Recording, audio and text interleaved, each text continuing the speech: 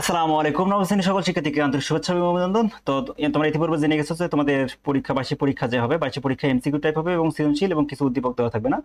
তো সেই অনুপাতে আমাদের আজকে এমসিকিউ বা কিছু এমসিকিউ নিয়ে তোমাদের সাথে আলোচনা করব। তো এমসিকিউর বিষয় হচ্ছে ত্রিকোণমিতিক পরিমাপ, যে অধ্যায়টা আছে সেই অধ্যায় এমসিকিউ। তো তোমাদের যে এখান থেকে একটা প্রশ্ন তৈরি করার সম্ভাবনা আছে স্যারদের, এবং এই অধ্যায়ে আজকে এমসিকিউ এবং পরবর্তীতে আমি এখান থেকে একটা সিকিউ অথবা তোমাদের জন্য একটা সৃজনশীল প্রশ্ন সাজাবো।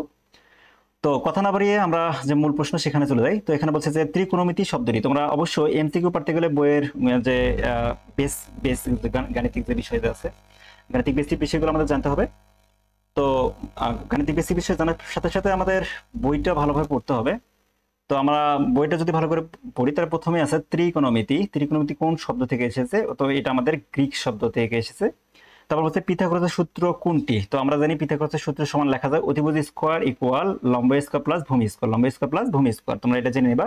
এখানে হচ্ছে লম্ব স্কোয়ার সমান অতিভুজ স্কোয়ার ভূমি স্কোয়ার। তো আমরা লিখবো ভূমি স্কোয়ার প্লাস লম্ব স্কোয়ার ইকুয়াল অতিভুজ স্কোয়ার, অথবা তোমরা লিখতে পারো অতিভুজ স্কোয়ার ইকুয়াল লেখা যায় লম্ব স্কোয়ার প্লাস ভূমি স্কোয়ার। আচ্ছা, 3 নম্বর প্রশ্নের দিকে তাকাও। এখানে বলছে যে চিত্রের আলোকে উত্তর দাও। চিত্রের আলোকে উত্তর দাও। আমাদের এখানে বলছে, দেখো চিত্রটা যদি আমি তাকাই, এখানে একটা এ, এটা হলো বি, এটা হচ্ছে সি। তো এটা বাহুর নাম বি বাহু, এটা বাহুর নাম এ বাহু, এটা বাহুর নাম সি বাহু। তো আমি যদি টেন থিটা হিসাব করি, কি থিটা, টেন থিটা হিসাব করি, দেখো টেন থিটা সমান কি লেখা যায়? তো আমরা আগে জানি যে টেন থিটা শব্দের অর্থ কি। টেন থিটা শব্দের অর্থ হচ্ছে টেরা লম্বভূত, তাই না? টেন শব্দের অর্থ টেরা লম্বভূত, অর্থাৎ লম্ব ভাগ ভূমি। আমি লম্ব ভাগ অর্থাৎ বিপরীত বাহু ভাগ শূন্যিত বাহু। তো এটাকে যদি টেন থিটা হয় তাহলে এটা ভূমি বরাবর আমাদের কোণ হয়, তার মানে কি ভূমি এটা, তাই না? এবং তার বিপরীত যে বাহুটা আছে সেটাকে বলবো বিপরীত বাহু অথবা লম্ব। তো আমরা টেন থিটা সমান লম্ব ভাগ ভূমি লিখতে পারি, লম্ব ভাগ ভূমি। তো লম্ব ভাগ ভূমি ইকুয়াল লেখা যাবে, দেখো। তো আমি এটা কি লিখতে পারি, যে লম্ব আমাদের কি অবস্থান আছে, দেখো লম্ব এই যে আমাদের বাহু আছে, তো লম্বটা কি অবস্থান আছে, লম্বটা বি। তো আমি লিখতে পারি বি। নিচে কি আছে, নিচে আমাদের ভূমি আছে সি। তো আমি লিখতে পারি সি। তো আমি টেন থিটার সমান কি লিখতে পারি, বিভাগ সি। তো দেখো এখানে আমাদের যে প্রশ্ন দেওয়া আছে বিভাগ সি, অর্থাৎ এটা আমাদের উত্তর হবে, তাই না? ক নম্বর উত্তর হবে। আচ্ছা, তারপর আমরা যদি লক্ষ্য করি, এখানে এখানে ত্রিভুজ আছে এ বি সি, একটা ত্রিভুজ। এখানে বলছে যে এসি সমান যদি 2 সেন্টিমিটার হয়, তো আমি যদি এটাকে যদি 2 সেন্টিমিটার বলি এবং বিসি সমান যদি 1 সেন্টিমিটার হয়, তো আমাদের এ বির মানটা বের করতে হবে। তো এটা যেহেতু এটা সমকোণী ত্রিভুজ, লম্ব এখানে দেওয়া আছে 90 ডিগ্রি অ্যাঙ্গেল। তো যেহেতু এটা 90 ডিগ্রি অ্যাঙ্গেল, তো সেহেতু আমরা এখানে লিখতে পারি যে অতিভুজ স্কোয়ার প্লাস লম্ব স্কোয়ার প্লাস ভূমি স্কোয়ার। একটা কথা মনে রাখতে হবে যে ভূমির সাথে লম্ব এবং অতিভুজের সাথে লম্ব এবং ভূমিটা আমাদের প্লাসের সম্পর্ক, অর্থাৎ দুই বাহুর স্কোয়ার করলে প্লাস হয়। আর এটা যদি আমি আমাদের বিসির মানটা এবির মানটা বের করতে হবে, তাই না? এবির মানটা যদি বের করি তাহলে আমাদের লিখতে হবে যে 2² - 1। তো 2² - 1 সমান লেখা যাবে 4, 4 - 1, তাই না? 4 - 1, 4 - 1 সমান লেখা যাবে 3। যেহেতু এটা স্কোয়ার আছে, তো এই স্কোয়ারটা, যে স্কোয়ার আমাদের এই সূত্র জানি যে অতিভুজ স্কোয়ার প্লাস লম্ব স্কোয়ার ভূমি স্কোয়ার। তো স্কোয়ারটা এই পাশে যদি আসে তাহলে এটা বর্গটা আমাদের রুটটা কি হবে, বর্গটা রুট হয়ে যাবে। তো আমি এবি সমান কি লিখতে পারি, √3 লিখতে পারি, √3 লিখতে পারি। আচ্ছা, এখন কোন সম্পর্কীয় যেহেতু আমরা আলোচনা করব, এর জন্য আমি তোমাদের এই যে বইয়ের যে চার্টটা আছে সেটা একটু দিয়ে দিছি। এখানে দেখো থিটার মান এখানে 0 ডিগ্রি, একটা 30 ডিগ্রি, একটা 45 ডিগ্রি, একটা 60 ডিগ্রি, একটা 90 ডিগ্রি। তো সাইন থিটার সমান যদি 0 হয় তাহলে 30 ডিগ্রি হবে হাফ, এবং 45 ডিগ্রি মান 1/√2, আর 60 ডিগ্রি মান 3/2। তো তোমরা এটা ইতিমধ্যে জেনে গেছো, তাই না? এবং cos থিটা সমান 1। তো এইভাবে আমাদের এই অ্যাঙ্গেলের মানগুলো আমরা পেয়ে যাব। তো তোমরা দেখবা, একটা নজর করে দেখবা যে এটা উল্টাটা হয়, অর্থাৎ সাইন যদি 90 ডিগ্রি মান সেটা 0 ডিগ্রি মান হয়, সাইন cos 0 ডিগ্রি মান হয়, এবং সাইন যদি 60 ডিগ্রি মান যেটা সেটা cos 30 ডিগ্রি মান। যদি এই দুটো অ্যাঙ্গেল পেয়ে যাও, তো পরবর্তী যে অ্যাঙ্গেলগুলো আছে তার অ্যাঙ্গেলগুলো অটোমেটিক পাওয়া যায়। ওকে, তো এখানে প্রশ্ন বলা আছে, তোমরা এটা পড়ে না থাকলে তোমরা অবশ্যই এটা পড়ে নিবা। হ্যাঁ, এটা পড়ে নিবা অবশ্যই। তো এখানে বলছে cos থিটার সমান হাফ হলে cot থিটার মান কত? তো আমি এটা কিভাবে পারবো? তো cos কত ডিগ্রি মান আমাদের ভাবতে হবে, এখানে থিটার মান বের করতে হবে আমাদের। তো cos কত ডিগ্রি মান হাফ, তো এখানে দেখো cos কত ডিগ্রি মান হাফ, এটা এখানে দেখো cos আমাদের 60 ডিগ্রি মান হাফ। তাহলে cot কত ডিগ্রি মান, 60 ডিগ্রি মান cot কত? তো এখানে এই যে cot 60 ডিগ্রি মান দেখো কত, 1/√3। তো আমাদের উত্তর কত হবে, 1/√3। আমরা লিখতে পারি এইটা উত্তর। ওকে, তো এই আমরা যদি এমসিকিউ গুলো টাইপগুলো সবগুলো করি, ইনশাআল্লাহ তোমাদের পরীক্ষায় যেভাবে প্রশ্ন করা হোক না কেন তোমরা পেরে যাবা। এখানে বলছে cot cot equal theta minus 30 degree এবং 1/3 হলে সাইন থিটা মান বের করতে হবে। তো আমরা এটা কিভাবে করতে পারি, এখানে তুমি একটা হিসাব করো। যদি কট কট এখানে 1/√3, তাহলে আমরা 1/√3 কত পেলাম? থিটা মাইনাস 30 ইকুয়াল কি লিখবো?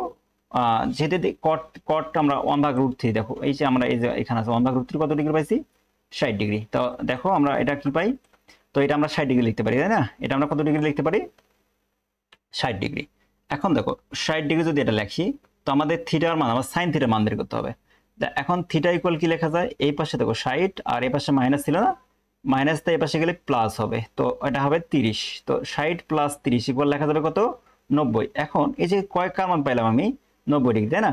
এখন আমি সাইনের জায়গায় যদি আমি সাইন 90 ডিগ্রি মান কত, দেখো সাইন 90 ডিগ্রি মান হচ্ছে 1। সাইন 90 ডিগ্রি মান কত? সাইন 90 ডিগ্রি মান 1। তো আমি সাইন থিটার মান কত পাইলাম? 1 পাইলাম। তো এটা আমাদের উত্তর হবে গ নম্বর। এখন যদি a সমান 15 ডিগ্রি হয়, তবে cos কিউব 2a এর মান কত? এখন একটা নজর দাও। তো cos কিউব, তো a সমান আমাদের 15 ডিগ্রি, তাহলে 15 দুগুণে কত হবে? 30। তাহলে cos 30 ডিগ্রি কত হবে? cos 30 ডিগ্রি মান লিখতে পারো √3/2, √3/2, তাই না? এবং √3/2 যদি হয় তার উপর কিউব করতে হবে, এই মানটা কি করতে হবে? কিউব করতে হবে। তো কিউব শব্দের অর্থ হচ্ছে এই কিউবটা √3 এর উপর, তো যদি √3 উপর কিউব দাও তাহলে স্কয়ার রুট কাটা যাবে, একটা যাবে আর একটা √3 থাকবে। এখানে আমরা লিখতে পারি 3√3, এবং কিউবটা যদি 2 এর উপর থাকে তাহলে 2 হবে কত? 8। তো আমি লিখতে পারি 3√3/8। তো এটা উত্তর হবে এইটা, গ নম্বর। তারপর দেখো আমার 8 নম্বর বলছে যে 8 নম্বর বলছে cos 3a সমান 0 হলে a এর মান কত? তো cos 3 এর মান 0, তাই না? তো cos 3 এর মান 0 শব্দের অর্থ cos কত ডিগ্রি মান 0? তাহলে আমরা জানি cos 90 ডিগ্রি মান 0। তাহলে এর মানটা আমি যদি 90 ডিগ্রি বানাতে যাই তাহলে এর মানটা কত হবে? দেখো যদি আমি 30 ডিগ্রি নেই, 3 3 90, তাহলে 90 ডিগ্রি মান হবে cos 0। তাই আমাদের উত্তর হবে খ। ওকে, এখন এইবার আসো সাইন 3/4 হলে টেন এর মান কত? তো এইরকম অঙ্কে যদি আমি কখনো মডেল পাই তাহলে আমরা অতিভুজে একটা সমকোণী ত্রিভুজের সূত্র রাখবো। সমকোণী ত্রিভুজ হবে, সমকোণী ত্রিভুজ এটা দেখো সাইন শব্দের অর্থ হলো সাগরে লবণ আছে, তাই না? লম্ব ভাগ অতিভুজ। তো আমি যদি এটাকে এ দ্বারা প্রকাশ করি, এটাকে যদি আমি বি দ্বারা প্রকাশ করি, এবং এটাকে যদি আমি সি দ্বারা প্রকাশ করি, তাহলে লম্ব ভাগ অতিভুজ অর্থাৎ 3 হচ্ছে লম্ব এবং অতিভুজ হচ্ছে 4। আচ্ছা, এটা 4, এবং আমার কি নাই? ভূমি নাই, তাই টেন থিটার সমান লেখা যাবে। আচ্ছা এখানে দেখো অতিভুজের সাথে এটা বিপরীত, আমরা বর্গের বিপরীতটা আমাদের হয়ে যাবে ভূমির দৈর্ঘ্য। তাহলে 4 16, 16 থেকে যদি আমি কত বাদ দিব? দেখো 16 থেকে যদি আমি যদি আবার চিত্রটা অঙ্কন করি, এভাবে পাই, এভাবে পাই। তো এটা হচ্ছে অতিভুজ, আমি এটা যদি আমি লম্ব ধরি, এটা যদি আমি 4, এটা অতিভুজ, তাহলে 16 16 4 16, তাই না? 16 থেকে যদি 9 বাদ দাও তাহলে কত পাওয়া যাবে?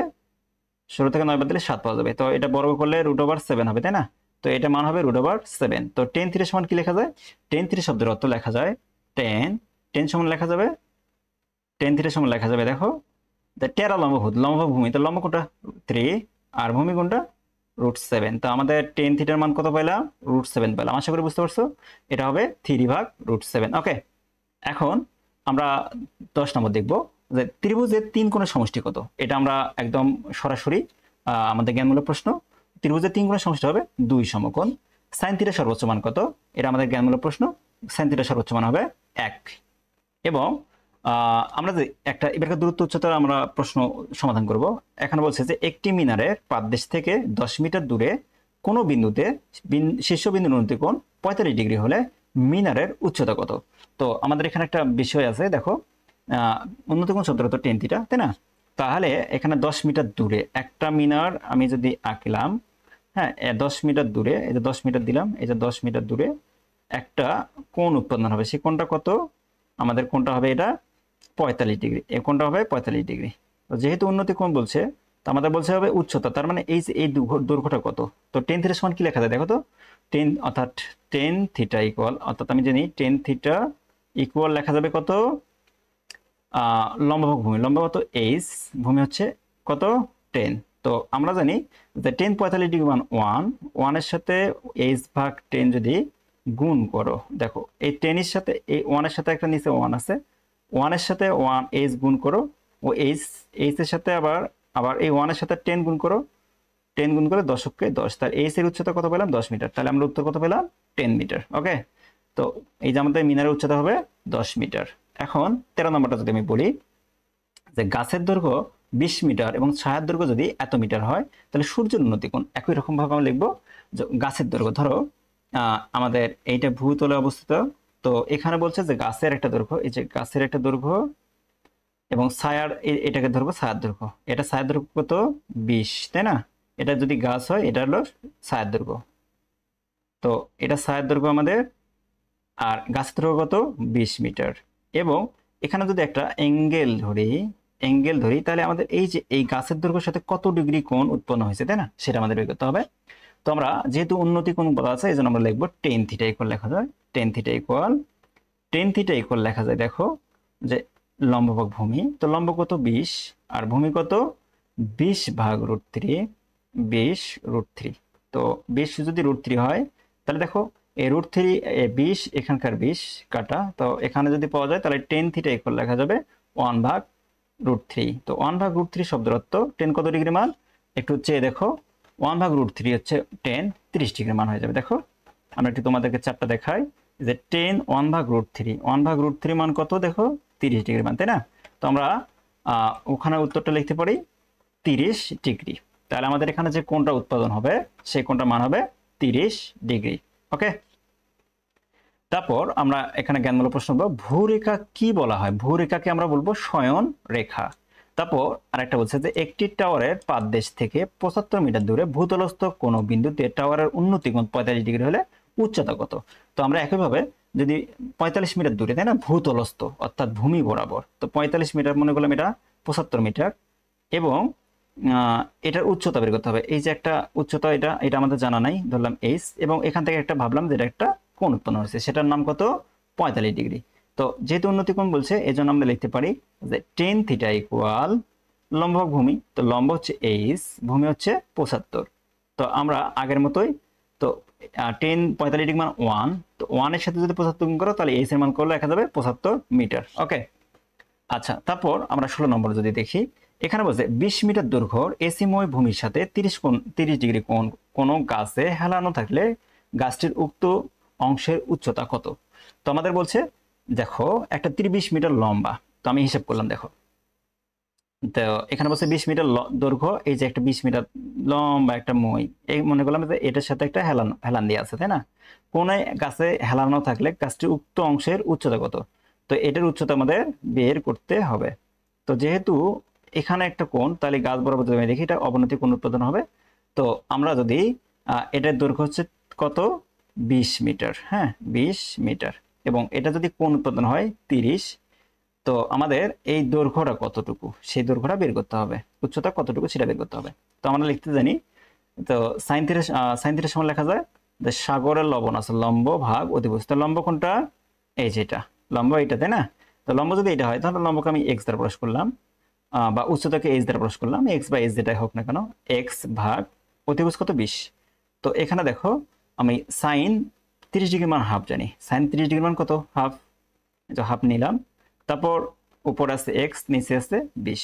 এখন হিসাব করো তো, আমরা যদি এই এক্স এর সাথে 2 গুণ করি তাহলে পাই 2x, কত পাই 2x, আর 20 এর সাথে যদি আমি 1 গুণ করি তাহলে 20কে 20। এখন এই x সমান আমি লিখতে পারি যে x ইকুয়াল, ভাগ করো, আমি যদি 2 দ্বারা 20 ভাগ করি তাহলে কত পাবো 10 পাবো। তো আমাদের উচ্চতা কত পেলাম 10 পেলাম, তো আমাদের উত্তর হবে এটা। ওকে, এখন নিচের তথ্যগুলো লক্ষ্য করতে বলছে, একটু আমাদের ভাবতে হবে যে ভূরেখা হলে ভূতলের অবস্থিত সরলরেখা, ভূতলের ওপর কোনো বিন্দুর ভূমি সমান্তরাল রেখার সাথে যে কোণ উৎপন্ন করে তাকে উন্নতি কোণ বলা হয়। এটা কি সঠিক? না 30 ডিগ্রি কোণ অঙ্কনের জন্য ভূমির থেকে লম্ব বড় হবে, তো কোনটা সঠিক? দেখো ভূরেখা ভূতলে অবস্থিত সরলরেখা, ভূমি এটা সরলরেখা। আরেকটা বলছে 2 নম্বর যে ভূতলের উপরে কোনো বিন্দু ভূমির সমান্তরাল রেখার সাথে যে কোণ উৎপন্ন করে তাকে আমরা উন্নতি কোণ বলবো। আর এটা আমরা যখন 30 ডিগ্রি কোণ লিখবো তখন ভূমি আমার বড় হবে, লম্ব ছোট হবে। ওকে, তো আমরা উত্তর লিখবো 1 এবং 2। তারপর এখানে আমার বলছে যে দিনের বেলায় কোনো একটি ছায়া, কোনো খুঁটির ছায়ার দৈর্ঘ্য শূন্য হলে দৈর্ঘ্য সূর্যের উন্নতি কোণ, এখানে আমাদের একদম আমরা বলতে পারি এটা উন্নতি কোণ 90 ডিগ্রি, 90 ডিগ্রি অসংজ্ঞায়িত। ওকে, এবং বলছে 30 ডিগ্রি কোণ অঙ্কনের ক্ষেত্রে কোন শর্তটি সঠিক? তাহলে আমরা যখন 30 ডিগ্রি অঙ্কন করব, হিসাব করো, দেখো এইটা একটা যদি ত্রিভুজ অঙ্কন করি, ধরো এখানকার অর্থাৎ কোণ যত বড় হবে আমাদের কি তত ছোট হবে, আমাদের ভূমির দৈর্ঘ্য তত ছোট হবে। অর্থাৎ 30 ডিগ্রি কোণ আঁকতে আমাদের লম্বটা দেখো, তো লম্ব ছোট হয়নি, এটা ধরো 30 ডিগ্রি, হ্যাঁ এটা 30 ডিগ্রি, লম্বটা ছোট হবে, ভূমি বড় হবে, অর্থাৎ লিখতে পারি ভূমি গ্রেটার দেন লম্ব, লিখতে পারি ভূমি গ্রেটার দেন লম্ব। তারপর বলছে একই ভূমির কোণ গাছের সাথে সমান কোণ উৎপন্ন করলে প্রত্যেক কোণের মান কত? এটা আমার 45 ডিগ্রি, প্রত্যেক কোণের মান 45 ডিগ্রি হবে, 1 দেখবা যে 45 ডিগ্রির মান কি হয়, সমান হবে, লম্ব ভূমি একই রকম হবে। 45 ডিগ্রির মান যখন আমরা 45 ডিগ্রি আঁকবো তখন লম্ব ভূমি একই রকম হয়। তা হচ্ছে ভূতলের সমান্তরাল দেখা নিচের কোন বিন্দু ভূরেখার সাথে কোন কোণ উৎপন্ন করে তাকে কোণ বলা হয়?